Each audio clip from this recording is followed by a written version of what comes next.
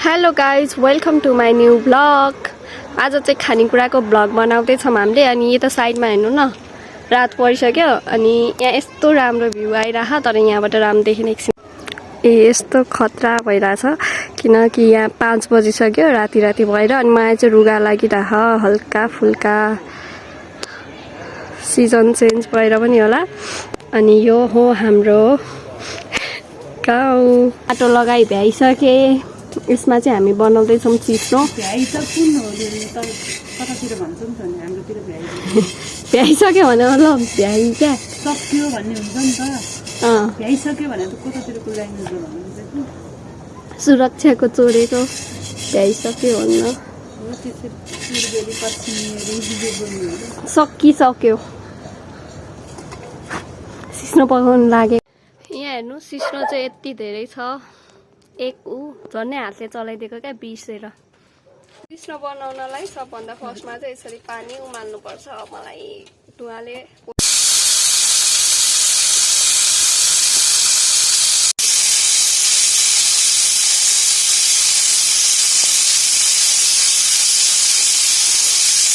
अघिको सिस्नोमा चाहिँ म सुत्न गएर सिस्नोको रेसिपी देखाउन मिलेन। अब यो चाहिँ कोदोको ढिँडो बनाउन लाग्नु भएछ मेरो मम्मी।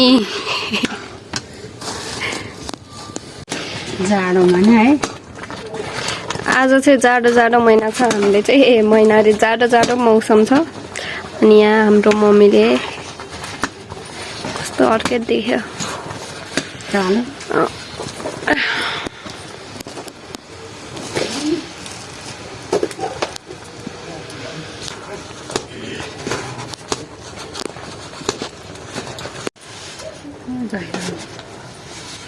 ढिँडो यसरी मस्काउनु पर्छ।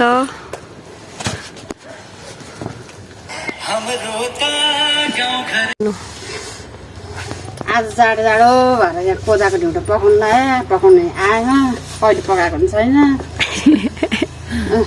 हामीले तर कोदोको ढिँडो चाहिँ फर्स्ट टाइम खान लाग्यो मलाई। सायद छैन, धेरै खाँदैनौँ, धेरै मकैको चाहिँ कहिले खान्छौँ, कोदाको खाएको छैन।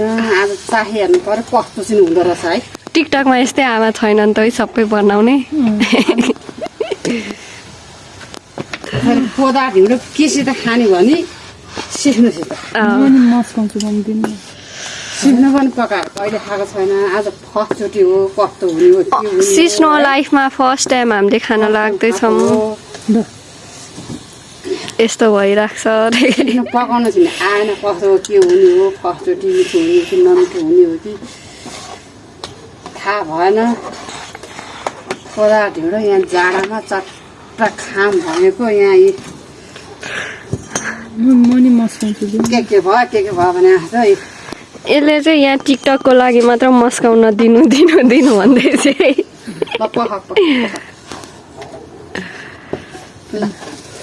मेरो बनाइदिए फिस्टी। ओह नो, मलाई फिस्टी भन्नु तर म फिस्टी होइन है।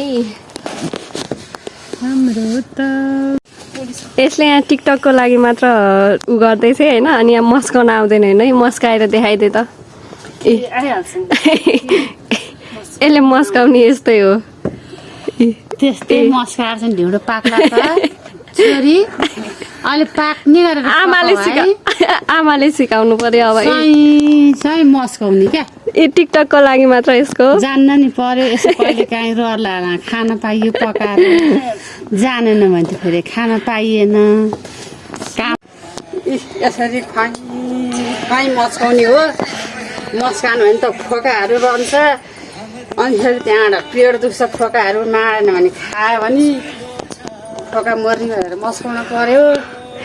ढिँडो खान्छु भनेर मात्रै काम हुन्छ र आमा छिन् र त यस्तो मिठो खान पाइरह। कहिले काहीँ यसो कुराउने पकाउनु सिक्न पर्यो। अनि यसो कहिले काहीँ खानु पनि लाग्यो। मलाई अड्डाउनै दिनु भएन त। अनि फेरि त्यही भएर पनि मेरो अहिले लास्टमा टिकटक बनाउनु बेला यसरी सही मस्काउनु पर्यो, तेल आउने गरेर। अनि बहुत मिठो हुन्छ, अनि पेट दुख्दैन। अब यो ढिँडो खानलाई मासु चाहिँ छैन, सिस्नो पकाएको छ। मासु चाहिँ उहाँले खानुहुन्न भनेर हामीले लिएर आएन। मासु चाहिँ हाम्रो माइली छोरी खानुहुन्न।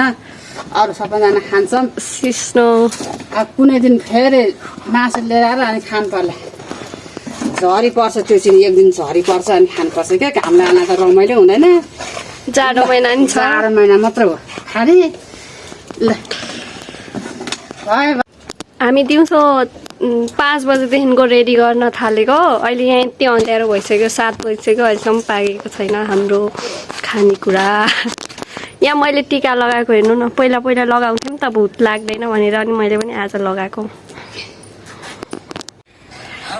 ए यता टिकटक चल्दैछ उहाँको जसलाई चाहिँ पकाउन आउँदैन मस्काउन आउँदैन है प्रोफेसनल टाइप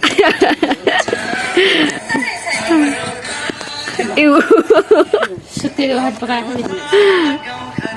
पकाउँ भने यो मेरो हिरो भाइ यता हेर विशाल भ्लगमा हेर न राम्रो आयो मम्मीले चाहिँ यहाँ पस्किँदै हुनुहुन्छ हाम्रो लागि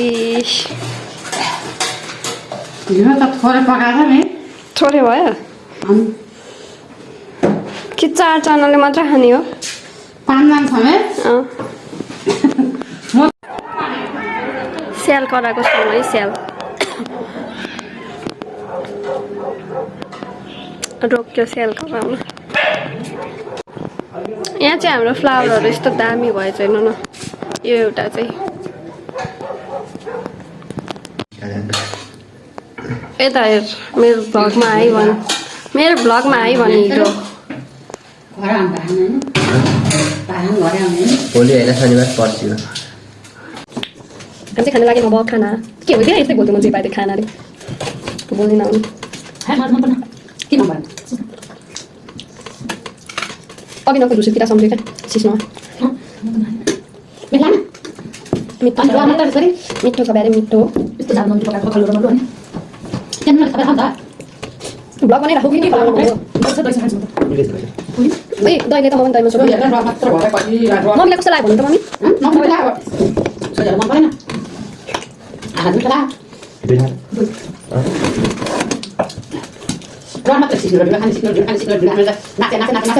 मिठो हुँदैन रहेछ क्या सिस्नो यो पनि खल्लो हुन्छ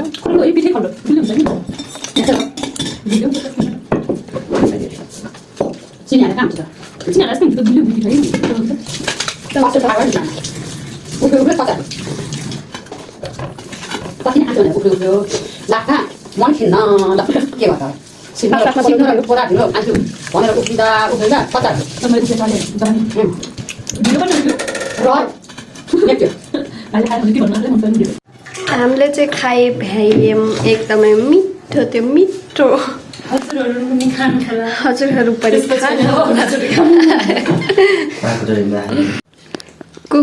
कुकुरले नै ढिलो खान्छ हेर्नु है मैले चाहिँ मेरो भ्लगलाई त्यति नै इन्ड गर्न चाहन्छु जसले पनि लास्ट टाइममा भ्लग हेरिदिनु भयो त्यसको लागि thank you so much bye guys see you in the next video बन्द भएन